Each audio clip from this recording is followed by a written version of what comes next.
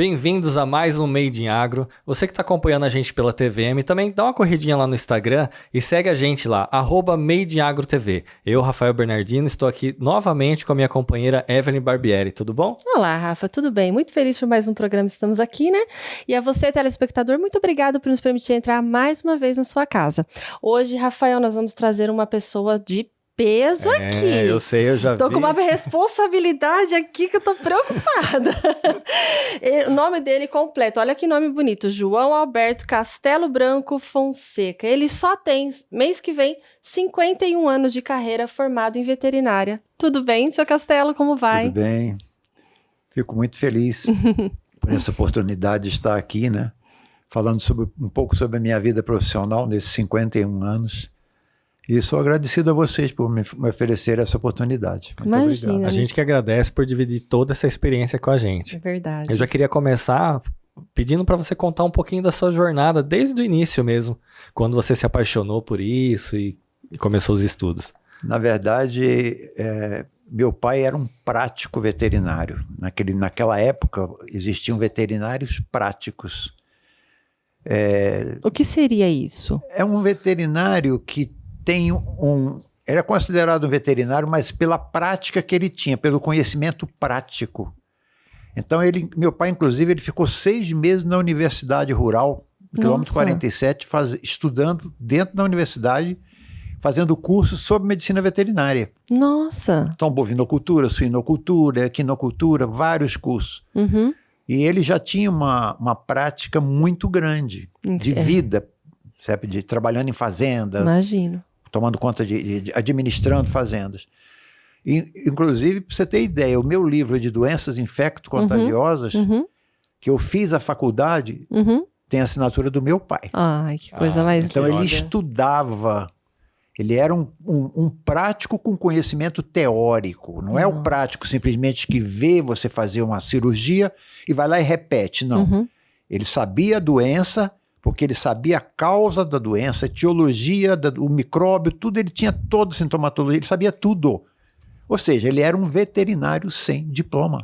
Que incrível. E eu acompanhava meu pai durante essa vida toda.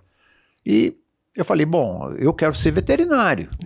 Aí eu entrei num colégio agrícola, fiquei 7 anos no colégio agrícola. Eu fiz, seria iniciação agrícola, mestria agrícola e técnico agrícola. Terminei me formando em técnico agrícola, sinal ginásio científico antigamente, né? Mas eu fiz isso para ter base para fazer a veterinária, porque era isso que eu queria. O interessante, vou relatar isso aqui, é que quando eu terminei o curso de técnico agrícola, eu fui trabalhar no INCRA, para um primo meu me conseguiu um emprego no INCRA, que era um emprego federal. Nossa. No Instituto Nacional de Colonização e Reforma Agrária. Eu entrei como auxiliar administrativo lá, porque eu tinha que fazer uma faculdade de veterinária noturna, porque meu pai não tinha como me bancar. Aí, quando eu fui para o Rio, eu fui fazer isso no Rio de Janeiro, trabalhava no Rio de Janeiro. Eu fui fazer um teste vocacional. Assim, por curiosidade, né? Mas eu fiz o teste vocacional, crente que ia dar. E veterinária em top, né? Primeira linha. Primeira linha. Me chamam lá no final, psicólogo assim, olha, o senhor deu aqui em primeira opção engenharia. Nossa. Eu franzi e falei, mas engenharia, moça? Você não tá vendo isso errado, não? Não, engenharia. Falei, mas eu nunca quis ser engenheiro, eu sempre pensei em ser um veterinário, né? Não, mas a segunda opção é medicina, então seria veterinária. Mas eu acho que a engenharia, agora, depois a gente vai vendo, né? Eu adorava desenhar e eu era bom em matemática. Então eu talvez fosse um engenheiro arquiteto. Olha lá. Porque eu tenho um olho, assim... Clínico para coisa de consertos. O cara vai fazer uma parede lá em casa, eu bato o olho, a parede está torta. Olha mas como só. torta? Eu digo, só pega uma régua e bota. Então, eu acho que a engenharia está nesse ponto, entende? Entendi. Mas eu fiz, de fato, a veterinária. Aí eu entrei na faculdade de Niterói, que é a Universidade Federal Fluminense de Medicina Veterinária. Eu me formei em junho de 1973. Em setembro abri um concurso, eu estava bem no estado, no INCRA como técnico agrícola, eu era técnico agrícola nível A. Olha. Que é o Só top. tinham 2 no Brasil, eu e mais um. Eu era o top. Gente. Mas só que para eu passar para veterinária dentro do INCRA, eu demoraria 2 anos. Falei, gente, eu vou ficar como técnico agrícola 2 anos, eu vou desaprender tudo. Preocupante. Aí abri o concurso para São Paulo, que era o melhor salário de veterinário do país. Nossa. Era 2.700 e uns quebrados naquela época, em 73. Só que eu ganhava no INCRA, como técnico agrícola, 1.870. Não era uma diferença tão grande. Sim. A minha diária no INCRA era R$180. A minha diária aqui era 70. Nossa. Eu tinha diária corrida no trabalho que eu fazia, às vezes 4 meses de diária corrida. Uhum. Eu recebia 4 meses adiantado, eu não mexia nem no meu salário. Nossa. Ainda sobrava dinheiro. Sim.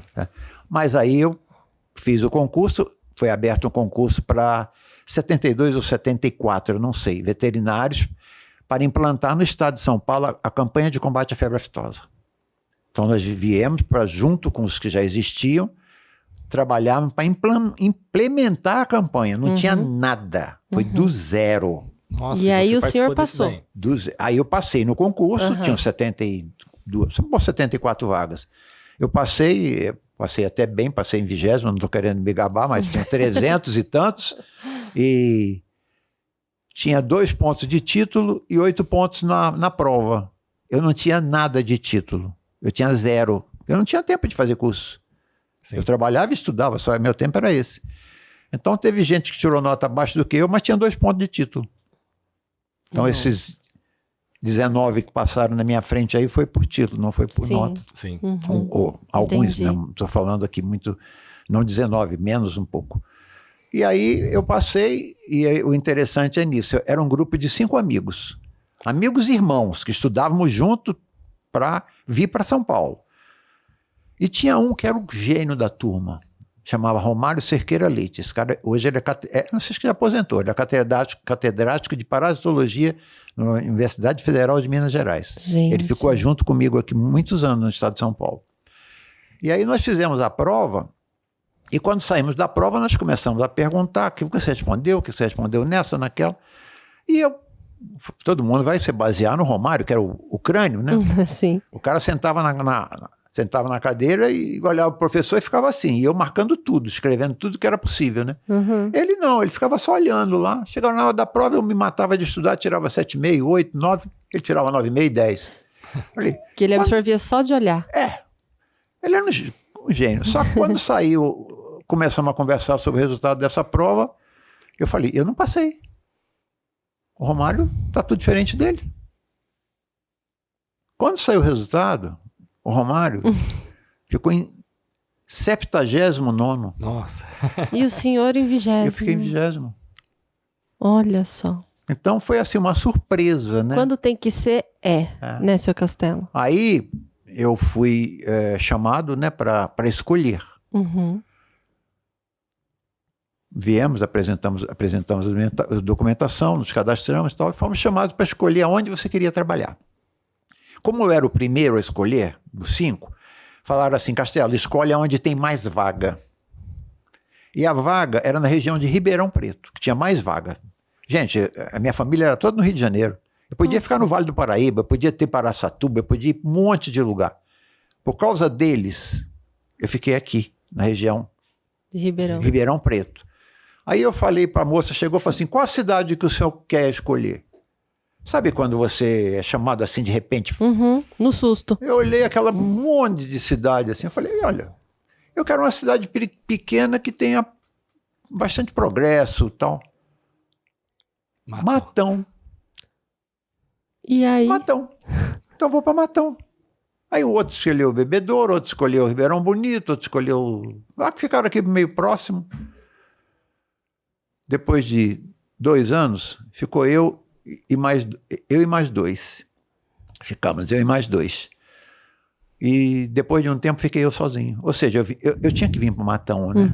Tinha que vir, porque precisava. Eu tinha que vir para Matão. E aqui o senhor fez a carreira. Não era uma região de gado. Eu tinha, naquela época, acho que 18 mil cabeças em Matão, 20 mil cabeças. Eu podia ter ido para Araçatuba com 200, 300 mil cabeças, que era região de gado. Ou seja, Mas eu não fiquei só em Matão. Eu escolhi Matão, mas a minha sede aqui era Matão, Dobrada, Nova Europa e Tabatinga. Eram 4 municípios. E a gente tinha que visitar esses municípios todos e a gente fazia um trabalho de extensão rural. Né? O que era o trabalho de extensão rural? Era você visitar a propriedade, você falar sobre febre aftosa, que ia ser implantado, e você passar para o pecuarista todas as informações que fossem necessárias a respeito dos cuidados com a vaca, os cuidados com o bezerro, sal mineral. E aí a gente atendia de periquito a grandes animais. Porque não tinha veterinário, só tinha eu, até comentei isso com você, tinha eu, que era o veterinário do Estado naquela época, e o Alain, que era o veterinário do Banco do Brasil, mas ele só trabalhava no Banco do Brasil. Então eu estava na Casa da Agricultura, chegava gente com cachorro para eu atender, eu não era interessado em cão, e não queria atender cão, mas eu tive que fazer isso, certo? Mas eu não era obrigado a atender cão dentro da Casa da Agricultura. Eu fui contratado para trabalhar com animais de valor econômico, não de valor estimativo, afetivo. Nem cão, gato, essas coisas. E não era da minha área, eu gostava de grandes animais. Mas eu atendia, eu cheguei a atender vários casos de animais de pequeno porte, mas não era o que me atraía, certo? Sim. E nem procurava estudar nada. O que eu aprendi foi da cadeira, lá no tempo que eu tive recebendo informações sobre essas espécies, né? Então estudava sobre cão, sobre gato, sobre todos os animais. E aí, nas propriedades, aí eu tinha que atender o que fosse possível. E aí comecei a ficar conhecido e começou a ter demanda. Começaram a ligar. Olha, eu estou com a vaca aqui com problema. Eu tinha que sair daqui e ir Tabatinga. Quando eu falei que eu rodava 5.000 quilômetros, comentei com você antes, é porque às vezes eu ia em Tabatinga de manhã, um atendimento de manhã, eu chegava aqui, fazia algumas coisas, daqui a pouco tocava Tabatinga de novo. Para você ir Tabatinga e voltar, são 120 quilômetros. Sim. Eu ia 2 vezes por dia, às vezes. Eu rodava 240 quilômetros num dia. Então é por isso que o senhor falou que rodava até 5.000 quilômetros por mês. Entendi. Então era muito. E as estradas não eram as estradas da agora. Era estrada de barro. Sim. Tinha toda essa dificuldade de translado. Era horrível. Os jipes tinham que ser traçados. Eu tinha um Fuscão 1500, 2000, era 1974, Fuscão novo, né? Que era top. Eu andava que nem um louco nessas estradas por aí. Imagina. Não era minha época, não era para morrer jovem, né? Porque não era, né? Porque muita loucura. Fez e tá aqui ainda. Exatamente. E o senhor comentou comigo também que o senhor nunca fez propaganda, publicidade, até hoje não faz. O seu consultório é o seu telefone, é isso mesmo? É verdade. Antigamente antes de me aposentar, eu aposentei em 1996, mas eu não falei aqui da minha carreira dentro do Estado. Ainda não chegamos lá. Eu não sei se você tem uma pergunta separada para isso. Porque dentro do Estado, eu trabalhava na área de extensão rural e tinha uma área de defesa sanitária animal. O que seria essa defesa sanitária? A defesa era a parte da campanha de combate à febre aftosa, brucelose, são as doenças que eram obrigatórias das vacinações. E a extensão seria essa orientação que você faria na propriedade para os pecuaristas sobre todos os problemas, desde alimentação, tratamento, prevenção de doenças, tudo, vacinações e tudo. E essa divisão dentro do Estado, chegou um momento que a gente teve que optar. Todos faziam a mesma coisa, mas chegou um momento que fez opção. Castelo, ou você fica na extensão, ou você fica na defesa. E tinha mais um veterinário comigo que era de Araraquara. Eu dei a opção para ele, eu falei, Darley, ele até já partiu. Eu falei, Darley, eu vou deixar você escolher. Para mim tanto faz, defesa ou extensão. Ele falou, eu prefiro extensão. Eu falei, eu fico na defesa. Acabou. Pronto. Fiquei na defesa. Então na defesa eu era mais polícia. Porque a defesa implicava em multar quem não cumprisse a lei. Nossa. E tinha problemas sérios, né? Tinha. Não era só multa financeira, tinha outras, acarretava alguma outra sanção? Não, as multas eram financeiras. Só financeiras. De início, as multas eram pesadas. Mas só que com o passar do tempo, o dinheiro foi desvalorizando e a multa não foi atualizada. E isso chegou num ponto, em determinada época, que a multa era centavos. Nossa. Então vacinava quem queria. Entendi. Porque não tinha uma multa para impor a vacinação. Entendi. Vamos falar em multa, febre aftosa. Uhum. Então nós iniciamos lá em 1974 com 3 vacinações anuais. Eram feitas de 4 em 4 meses. Uhum. Bezerros e animais adultos. Era uma vacina aquosa, que dava uma imunidade muito baixa. Então, por isso que ela tinha que ser repetida 3 vezes por ano. Posteriormente, saiu uma vacina oleosa.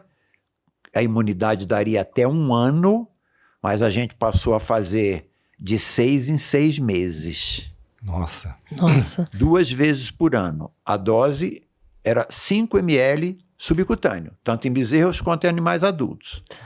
Depois, há uns anos atrás, passaram a diminuir a dose, em vez de... Porque, para vocês terem uma ideia, o último foco de febre aftosa de São Paulo aconteceu comigo. Eu estava como diretor da defesa em Araraquara, fiquei 2 anos como diretor da defesa, então eu tinha que atender a região inteira, via Descalvado, São Carlos, Matão, Araraquara, essa região toda enorme, diversos municípios, Ribeirão Bonito, vários, Ibaté, eram muitos municípios. E aí, em 96, ocorreu um surto de febre aftosa em São Carlos. Nossa. E a gente já estava com a exportação de carnes. E quando existia surto de febre aftosa, a Comunidade Econômica Europeia brecava o Estado para vender carne para o exterior. E aí nós tivemos 4 fazendas em São Carlos com focos de febre aftosa.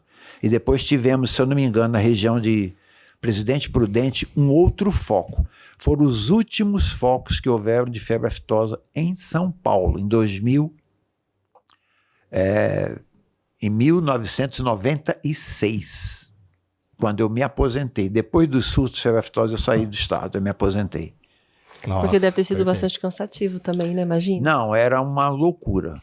Olha, o senhor tem muita história pra contar. A gente tá aqui, eu tô aqui babando, gente. É muita. E olha, gente, vocês não sabem, mas ele tem apenas 78 anos, é isso, né? Vou fazer 79 em novembro.